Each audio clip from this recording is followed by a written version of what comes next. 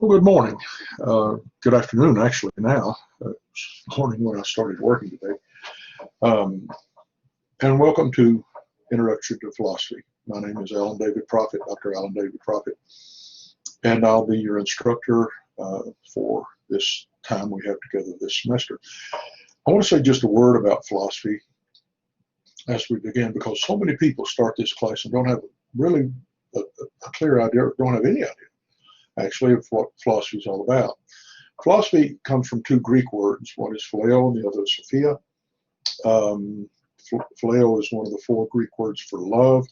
Phileo, storge, eros, and agape. And sophia is the Greek word for wisdom. So if you put those two words together with their Greek endings, you have philosophy, philo, say, sophia. So it's the love of wisdom. That's sort of a smarmy definition, I think. I think perhaps it's better to find is to say that philosophy is the search for truth, because that's what philosophers do. Is we look for truth. That's what we're trying to find, and actually, we're trying to find a particular truth.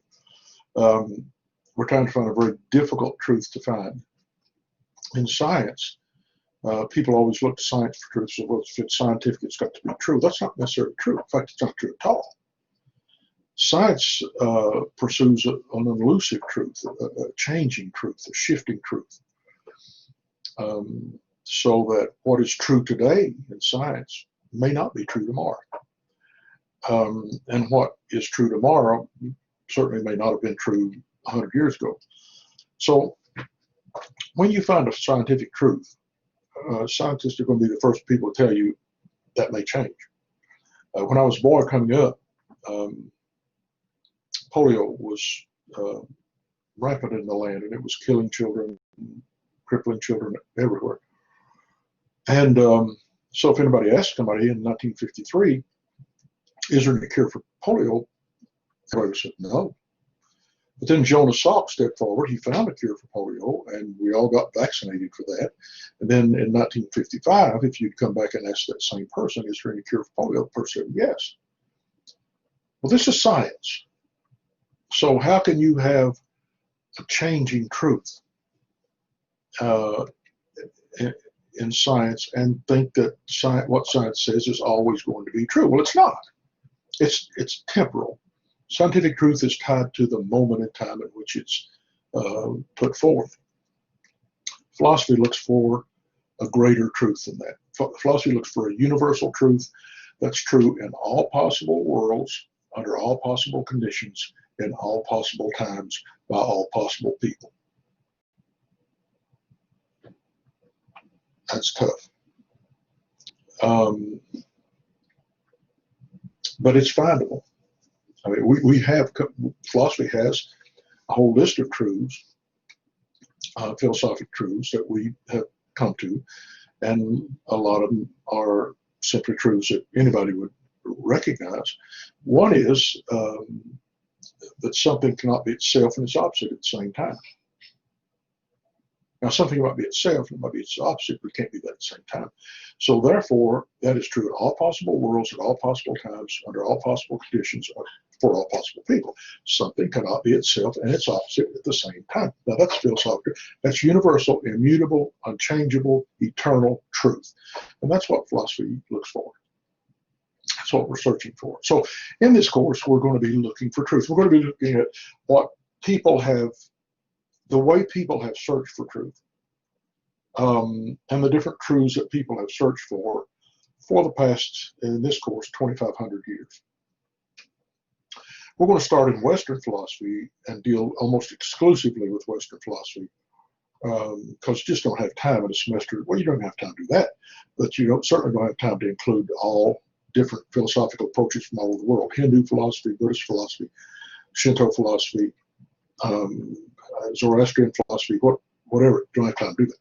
So we're going to deal with Western philosophy, which is by and large is basically Greek philosophy that has come on down and guides the way you live and what you believe is true.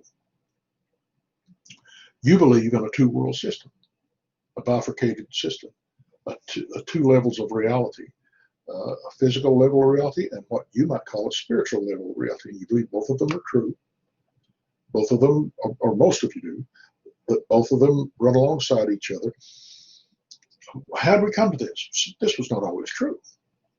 This way of believing was not always true. Actually, a philosopher named Plato, Aristocles, in the 5th century BC, took over a world that was what's called a monistic world. Just one world, and everything is in that universe, in that cosmos. And he solved a bunch of problems with change and sameness that we won't go into now, simply by saying, well, there's not one world, there's two worlds. There's this level of reality, there's this level of reality, there's two different levels of reality, and things don't operate the same in either one. 2,500 years later, in the past 100 years, we've come to realize that's true. And the way we've come to realize it's true is through something called quantum physics, quantum mechanics, that says things don't always operate the way Newton thought they would. And Newtonian physics is sometimes, well, true in a great extent, but not always true, and certainly not true on a certain level. Now, about the 3rd week in this course or 4th week in this course, we're going to watch a film called What the Bleep Do We Know Anyway?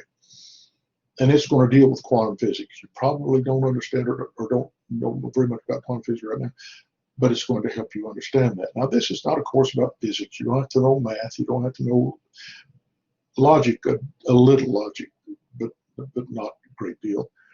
But I just wanted you to know. I wanted to introduce myself, say I'm glad that you took the course. I look forward to having you in this course this semester and be a part of you.